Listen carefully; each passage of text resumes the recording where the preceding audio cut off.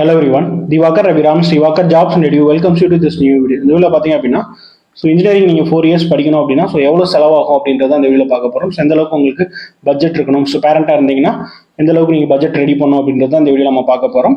First இந்த engineering தமிழ்நாட்டில் டிஎன்ஏக்கில் பண்ணோம் அப்படின்னா உங்களுக்கு மேக்ஸிமமாக பார்த்தீங்கன்னா 25 lakhsலேருந்து மினிமமாக நீங்கள் 0 ரூபியில் கூட நீங்கள் படிக்கலாம். எப்படி நீங்கள் 0 ரூபியில் இன்ஜினியரிங் தமிழ்நாட்டில் படிக்க முடியும்னு பார்த்தீங்க அப்படின்னா டூ கேட்டகரி. ஃபர்ஸ்ட் பார்த்தீங்கன்னா பிஎம்எஸ்எஸ்ன்னு சொல்லிட்டு ஒரு ஸ்காலர்ஷிப் இருக்கு. இது பார்த்தீங்கன்னா எஸ்சி எஸ்டி அண்ட் மைனாரிட்டிஸ்க்கு இந்த ஸ்காலர்ஷிப் அப்ளிகபிளாக இருக்கும். அப்ளிகபிளாக இருந்தது அப்படின்னா உங்களுக்கு பார்த்தீங்கன்னா 55,000 50 or 55,000 tuition fees government payment பண்ணும். அப்போ அந்த மாதிரி உங்களுக்கு பேமெண்ட் வருது அப்படின்னா அந்த காலேஜ் நான் அந்த பிஎம்எஸ்எஸ் மட்டும் நான் எடுத்துக்கிறேன், எங்களுக்கு வேற எந்த ஃபீஸும் பே பண்ண வேணாம் அப்படின்னு சொல்லிட்டு நிறைய காலேஜஸ் பண்ணுவாங்க. அது பார்த்தீங்க அப்படின்னா ஆவரேஜ் லோ லெவல் காலேஜஸ் தான் பார்த்தீங்கன்னா அந்த மாதிரி பண்ணுவாங்க. நெக்ஸ்ட் கேட்டகரி பார்த்தீங்கன்னா 7.5 ரிசர்வேஷன் இருக்கு. இது பார்த்தீங்கன்னா கவர்மெண்ட் ஸ்கூலில் படிக்கக்கூடிய ஸ்டூடெண்ட்ஸ்க்கு மட்டும் தான் பார்த்தீங்கன்னா இந்த 7.5 ரிசர்வேஷன். அவங்க பார்த்தீங்கன்னா ஃப்ரீயாகவே பார்த்தீங்கன்னா படிக்கலாம். அதுலேயும் சில காலேஜஸ் பார்த்தீங்கன்னா ஃபீஸ் கேட்பாங்க. அந்த மாதிரியான காலேஜஸ்ல நீங்கள் அடிஷனலாக பிளேஸ்மெண்ட் இந்த மாதிரி அடிஷனல் சார்ஜஸ் உங்களுக்கு பேமெண்ட் பண்ணுவாங்க. கவர்மெண்ட் உங்களுக்கு டியூஷன் ஃபீஸும் ஹாஸ்டல் ஃபீஸும் பார்த்தீங்கன்னா கவர்மெண்ட்டே உங்களுக்கு பேமெண்ட் பண்ணிடுறாங்க. நெக்ஸ்ட் கேட்டகரி பார்த்தீங்கன்னா டாப் காலேஜஸ்ல பார்த்தீங்கன்னா ஸ்காலர்ஷிப் ப்ரொவைட் பண்றாங்க. Top college lower level college வரைக்கும் பார்த்தீங்கன்னா நல்லா படிக்கக்கூடிய ஸ்டூடெண்ட்ஸ், அதாவது 180 கட் ஆஃப் மேலே இருக்கீங்கன்னா பேஸ்ட் அந்த காலேஜோட கட் ஆஃப் ரேஞ்ச் பொறுத்து உங்களுக்கு ஸ்காலர்ஷிப் ப்ரொவைட் பண்ணுவாங்க. சில காலேஜ் பார்த்தீங்கன்னா 195 மேலே ப்ரொவைட் பண்ணுவாங்க. ஒரு காலேஜ் 190 மேலே ஃபுல் ஸ்காலர்ஷிப் ப்ரொவைட் பண்ணுவாங்க. நீங்கள் உள்ளே போயிட்டு 4 years முடிச்சுட்டு வர வரைக்கும் நீங்கள் ஃப்ரீயாகவே படிக்கலாம். அந்த மாதிரி நிறைய ஸ்காலர்ஷிப் அவைலபிள் இருக்குது. அது நீங்கள் காலேஜஸ் நேரில் போய் விசிட் பண்ணணும். மார்க்ஸ் நேரில் போய் விசிட் பண்ணணும். உங்கள் மார்க்குக்கு அந்த மாதிரியான காலேஜஸில் நீங்கள் ஸ்காலர்ஷிப் கிடைச்சது அப்படின்னா நீங்கள் தாராளமாக ஜாயின் பண்ணலாம். நெக்ஸ்ட் பார்த்தீங்க அப்படின்னா உங்களுக்கு மேனேஜ்மெண்ட் சீட். எனக்கு மார்க்கும் வராது, எனக்கு பிஎம்எஸ் ஸ்காலர்ஷிப் எலிஜிபிள், 7.5 ரிசர்வேஷனும் எனக்கு எலிஜிபிள் இல்லை அப்படின்ற கேண்டிடேட் என்ன பண்ணலாம் அப்படின்னு பார்த்தீங்க அப்படின்னா உங்களுக்கு மேனேஜ்மெண்ட் சீட் தான்.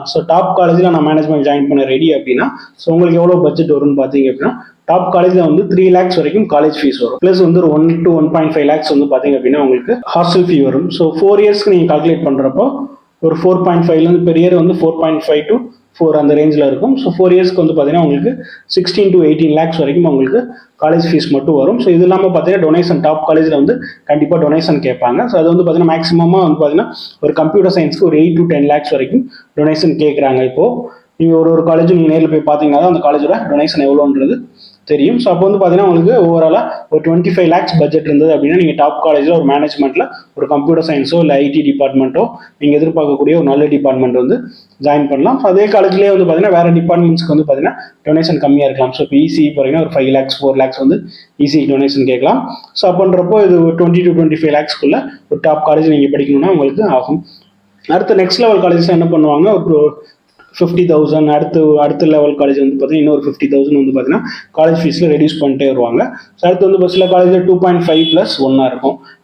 அடுத்த லெவல் காலேஜ் பார்த்தீங்கன்னா 2 lakh + 1 இருக்கும். அதுக்கு கீழே இருக்கக்கூடிய காலேஜ் பார்த்தீங்கன்னா 1.5 + 1 lakh + 1ன்னு சொல்றது பார்த்தீங்கன்னா ஹாஸ்டலையும் நிறைய வேரி ஆகும். நல்ல ரூம்ஸ்லாம் ப்ரொவைட் பண்ணுறாங்கன்னா 1,20,000 சார்ஜ் பண்ணுவாங்க. இல்லை டார்மெண்ட்ரி டைப் இந்த மாதிரினா 60,000 கூட நிறைய பாசிபிலிட்டிஸ் இருக்குது. சில ஹாஸ்டலில் 2-3 ஆப்ஷன் வச்சுருப்பாங்க. ஹாஸ்டல் ஆப்ஷன் ஏசியிலேருந்து நார்மல் டார்மெண்ட்ரி வரைக்கும் 4 to 5 வெரைட்டியில் ஹாஸ்டல் ப்ரொவைட் பண்ணக்கூடிய காலேஜஸும் இருக்குது. ஓகேவா? நெக்ஸ்ட் கேட்டகரியில் பார்த்தீங்கன்னா இந்த 25 lakhs கீழே அடுத்த கேட்டகரி வரீங்கன்னா உங்களுக்கு ஒரு மினிமமாக ஒரு 14 lakhs வரும். இங்கே இந்த மாதிரியான காலேஜஸில் பார்த்தீங்கன்னா காலேஜ் ஃபீஸ் ப்ளஸ் ஒரு 4 lakhs to 5 lakhs டொனேஷன் வாங்குவாங்க. அடுத்த கேட்டகரியில் பார்த்தீங்க அப்படின்னா உங்களுக்கு மினிமமாக காலேஜ் ஃபீஸ் ஒரு 12 lakhs வரும். ப்ளஸ் டொனேஷன் ஒரு 2 or 3 lakhs வரும். இந்த கேட்டகரியில் பார்த்தீங்கன்னா நிறைய டிபார்ட்மெண்ட் டொனேஷன் இல்லாமல் உங்களுக்கு ப்ரொவைட் பண்ணுவாங்க. டாப் ஏதாவது கம்ப்யூட்டர் சயின்ஸ் இந்த மாதிரி ஒரு பர்டிகுலர் 2-3 டிபார்ட்மெண்ட் மட்டும் தான் டொனேஷன் வச்சிருப்பாங்க. ஓகேவா? இதுதான் பார்த்தீங்கன்னா மேனேஜ்மெண்ட்.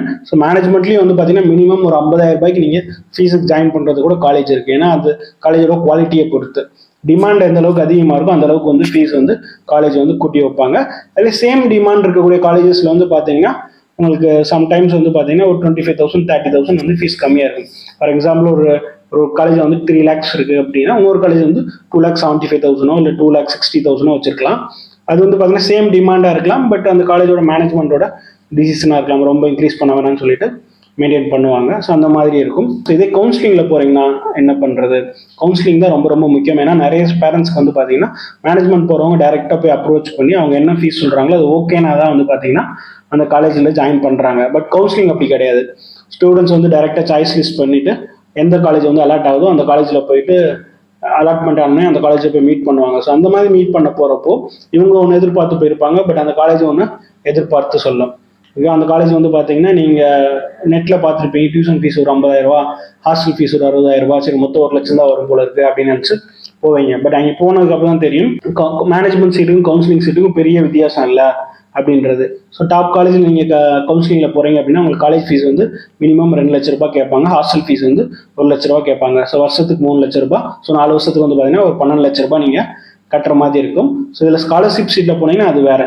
இந்த காலேஜ் வந்து முன்னாடியே உங்களுக்கு அக்ரி பண்ணி நான் ஸ்காலர்ஷிப் சீட் தரேன் அப்படின்னு சொல்லிட்டு அக்ரி பண்ணியிருந்தாங்கன்னா ஃப்ரீ சீட், அதாவது 100% ஸ்காலர்ஷிப் இருக்குது, 80%, 75, 50 இந்த மாதிரி நிறைய ஸ்காலர்ஷிப் ப்ரொவைட் பண்ணுறாங்க. ஸோ அதுக்குள்ளே வந்துட்டிங்கன்னா ப்ராப்ளம் கிடையாது, இல்லைனா கஷ்டம். ஸோ அடுத்து இதுலேயே பார்த்தீங்க அப்படின்னா கவுன்சிலிங்லேயே பார்த்தீங்கன்னா அடுத்து அதே மாதிரி ஒரு 1.5 வைப்பாங்க, அடுத்து 1.25 வைப்பாங்க. நான் சொல்கிற காலேஜ் ஃபீஸ் ப்ளஸ் ஹாஸ்டல் வந்து வேரி ஆகும். 60,000லேருந்து 1,20,000 வரைக்கும் வேரி ஆகும்.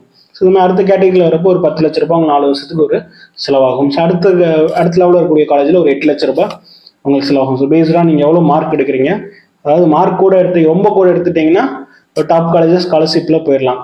இல்லை அப்படின்னா டாப் காலேஜில் வந்து ஃபீஸ் அதிகமாக தான் இருக்கும். அடுத்து மார்க் கம்மியாக எடுத்தவங்களுக்கு வந்து பார்த்தீங்க அப்படின்னா கவுன்சிலிங்கில் தான் போகிறீங்க அப்படின்னா உங்களுக்கு ஃபீஸ் கம்மியாக தான் இருக்கும். அந்த காலேஜ் உங்களுக்கு கிடைக்கக்கூடிய காலேஜ் வந்து ஆவரேஜ் காலேஜோ இல்லை பிலோ ஆவரேஜ் காலேஜோ தான் கிடைக்கும். ஸோ அப்படின்றப்போ வந்து பார்த்தீங்கன்னா இங்கே ஃபீஸ் வந்து கம்மியாக தான் இருக்கும். மெயினாக வந்து பார்த்தீங்க அப்படின்னா ஃபினான்ஷியலாக உங்களுக்கு ப்ராப்ளம் இருக்குது அப்படின்னா கண்டிப்பாக பேங்க் லோன் கண்டிப்பாக எடுத்து படிங்க. நிறைய பேர் வந்து ஃபீஸ் பே பண்ண முடியாதவங்க அது லோயர் லெவல் காலேஜ் ஜாயின் பண்ணுறதை நிறைய இடத்துல பார்க்குறேன். ஸோ அந்த மாதிரி பண்ணாதீங்க. அவங்களால டாப் காலேஜில் வந்து ஆப்பர்ச்சுனிட்டி கிடைக்குது அப்படின்னா தைரியமாக பேங்க் லோன் போங்க. ஏன்னா டாப் காலேஜஸில் நல்ல பிளேஸ்மெண்ட்ஸ் இருக்கும்.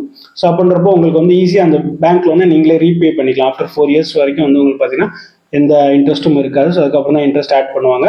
ஸோ அப்படின்றப்போ வந்து பார்த்தீங்கன்னா நீங்கள் ஃபஸ்ட் இயர்லேருந்தே நல்ல ஜாப் கிடைச்சது அப்படின்னா நீங்கள் ஈஸியாக ரீபேமெண்ட் பண்ணிடலாம். அதனால் பயப்படாமல் வந்து பேங்க் லோன் போய் நல்ல டாப் காலேஜில் படிங்க. டாப் காலேஜ் ஒரு ஆப்பர்ச்சுனிட்டி கிடைக்குது அப்படின்னா அதை மிஸ் பண்ணிடாதீங்க. ஸோ இந்த வீடியோ ஏதாவது டவுட் இருந்தால் கால் பண்ணுங்கள், கமெண்ட் பண்ணுங்கள். தேங்க்யூ.